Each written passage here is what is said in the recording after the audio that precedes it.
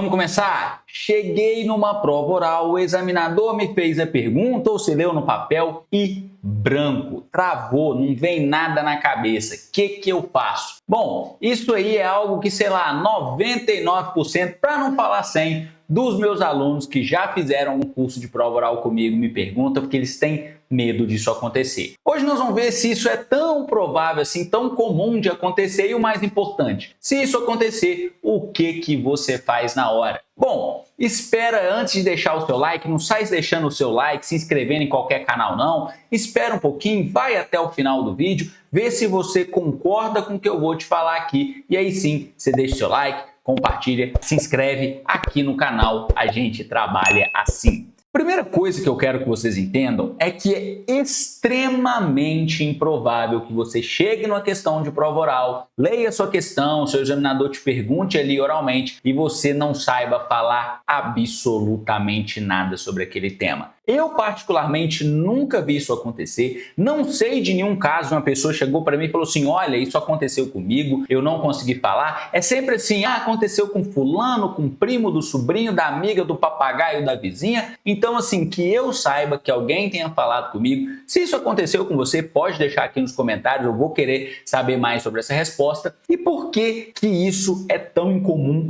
tão improvável de acontecer? Apesar de você estar muito preocupado com a prova oral e você duvidar disso aqui, a verdade é que quem chega na prova oral sabe muito sim. Você acaba achando que você não sabe, que você se acostumou com aquilo que você sabe, né? Mas pensa, se você está chegando numa prova oral, no mínimo 1 ano e meio, 2 anos, a regra é até mais que isso, de estudo você já tem. Então você já acumulou muito conhecimento, você já sabe muita coisa sim. O problema é que você se acostumou com isso, você está ansioso, você está com medo de acontecer algo improvável, algo fora da curva com você e você ser reprovado, e aí você começa a achar que com você vai acontecer isso, com você o examinador vai pegar pesado demais, com você vai dar o branco na hora, então fique tranquilo, fique tranquila que isso não é verdade. Mas vamos lá, eu sei que isso não é o suficiente para vocês ficarem tranquilos, eu já testei várias vezes com os meus alunos e só deixar se tranquilizar, só com isso não é o suficiente, eu preciso mostrar para eles o que eu faria se me desse algum branco na hora da prova, dar uma saída, que aí o pessoal fica mais tranquilo, ele fica, pô, beleza, pode ser que aconteça comigo, mas agora eu sei como fazer. E aí, nesse momento, é muito simples. Vamos supor que o seu examinador te pergunte uma pergunta direta. Ele te narra uma situação em que um profissional de imprensa desobedeceu sinais ostensivos que foram colocados pelo policiamento ali numa manifestação pública, atravessou a barreira onde não era para ele acessar, para tirar fotos exclusivas ali e foi ferido. Nesse caso, eu não tenho responsabilidade civil. E sim, eu estou me baseando num caso concreto que já foi analisado pelos tribunais superiores. Vamos supor que na hora você não se lembre da resposta, se tem ou não responsabilidade civil e o seu examinador te perguntou. Você precisa dar uma resposta para ele, se tem ou não responsabilidade civil naquele caso concreto. O que eu faria no seu lugar? Eu daria um passinho para trás. Eu começaria a puxar ali tudo que eu sei sobre responsabilidade civil. E aí, eu sempre gosto de responsabilidade civil começar com uma breve introdução, falando bem devagar, bem rapidamente mesmo, que a gente evoluiu de um panorama onde o Estado sequer era responsabilizado, e aí a gente evoluiu para um panorama onde a regra era responsabilidade subjetiva, calgada na culpa. Isso passou para um panorama em que a regra era responsabilidade objetiva,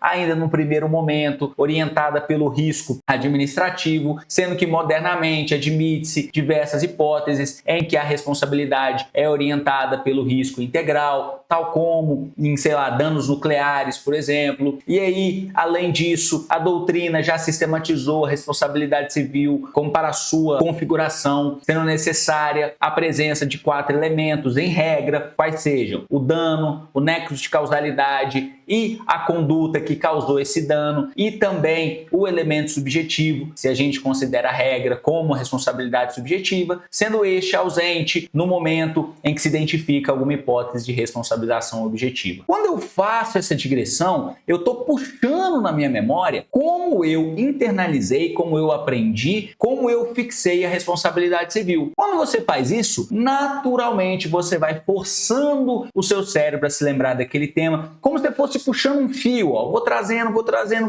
conhecimento. E aí a chance é muito grande de você se lembrar daquele ponto específico e você dar a resposta para o seu examinador. Enquanto eu fui puxando tudo isso, eu fui me lembrando de diversas vezes que eu estruturei uma aula sobre responsabilidade civil usando essa estrutura, essa sequência lógica. Claro, com muito mais riqueza de detalhes do que eu fiz agora aqui no improviso, com muito menos travas, né? Tendo gaguejado muito menos, porque eu tinha me preparado previamente. Aqui eu inventei esse exemplo do nada, na hora, então tive que fazer uma pequena adaptação aqui no meio do caminho. Só que isso aí me fez lembrar, opa, eu já li sim esse julgado. Nesse caso, os nossos tribunais superiores entenderam que não há responsabilidade civil, porque nesse caso a conduta do agente, do jornalista que desobedeceu sinais claros e ostensivos que estavam ali para preservar a integridade física dele, nesse caso, rompe-se o nexo de causalidade, de maneira que a conduta exclusiva da vítima foi a que causou, em última análise, o dano que ela mesma sofreu, de maneira que não tem responsabilidade civil do Estado, nesse caso específico que eu narrei para vocês. Então, na melhor das hipóteses, você puxou, deu esse passinho atrás, que para você pode ser diferente. Às vezes você estruturou aquela matéria de uma maneira diferente, muito provavelmente você não vai precisar voltar lá no histórico que eu fiz logo no início, começando naquele panorama de ausência de responsabilidade estatal. Talvez você voltar ali só nos elementos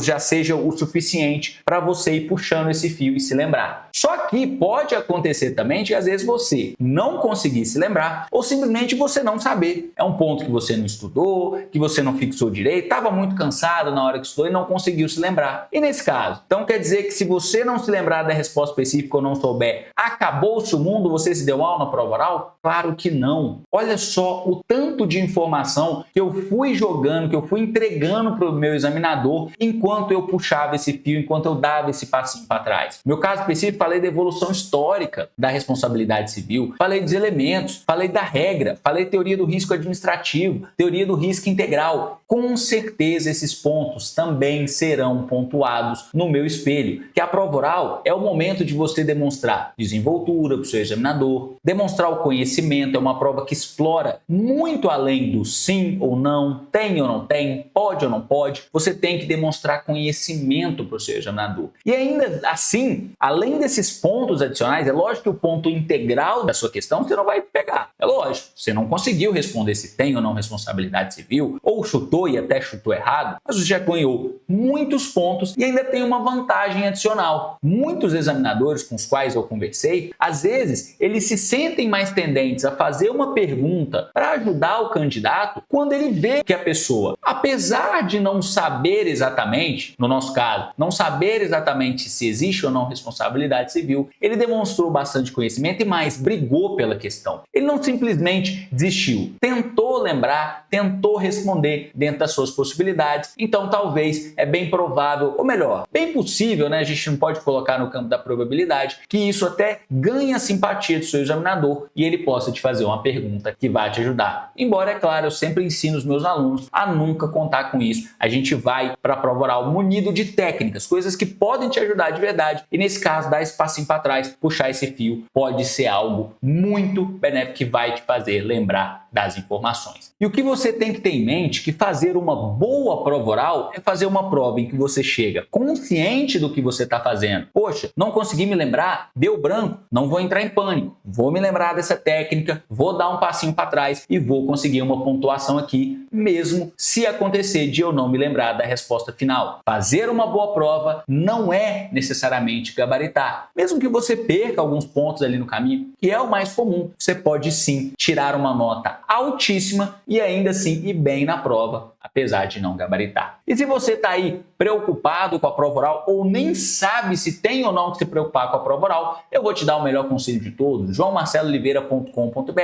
que lá você consegue descobrir se aquela procuradoria que você tanto sonha em se tornar parte cobra ou não prova oral nos seus concursos. Vamos ver como é que a gente consegue descobrir isso? Então, acessou joaomarcelooliveira.com.br, vocês vão cair nessa tela inicial aqui que você já deve estar até cansado de ver. Tem a nossa comunidade para vocês terem um ambiente para trocar ideia, para se ajudar a crescer juntos, mas hoje eu quero mostrar aqui, o Destrava Procuradorias, que você tem as informações sobre as principais procuradorias do país e você pode fazer a filtragem aqui pelas que cobram ou não prova oral. Tá aqui, tá feito. E não é só isso, pode filtrar pela remuneração, se exige prática jurídica ou não, se permite advocacia privada, quais têm mais tempo de férias, que é importante também. Tudo isso aqui organizadinho para vocês e, claro, também com as ferramentas de calendário para vocês monitorarem o desempenho de vocês, criar as metas macro aqui na direita, criar as metas micro aqui na esquerda, colocar todos os seus compromissos aqui embaixo e tudo feito para você ter o melhor desempenho nos seus estudos e, claro, tudo virando aqui o seu painel de desempenho da semana com as tarefas que você vai cumprindo, tempo de estudo, tempo de atividades. E agora que eu criei essa conta aqui, uma conta diferente para mostrar para meus alunos, com o tempo vocês vão conseguir ver mais de perto a minha rotina, tudo aqui bonitinho, que eu vou ter tempo de alimentar essa plataforma. joaomarcelooliveira.com.br e se você quiser estudar comigo para os concursos da AGU, tem uma mentoria aberta ou só fazer parte da plataforma do nosso ecossistema, vai ser um prazer de qualquer maneira. Como sempre, eu agradeço a atenção de todos vocês e até o próximo vídeo.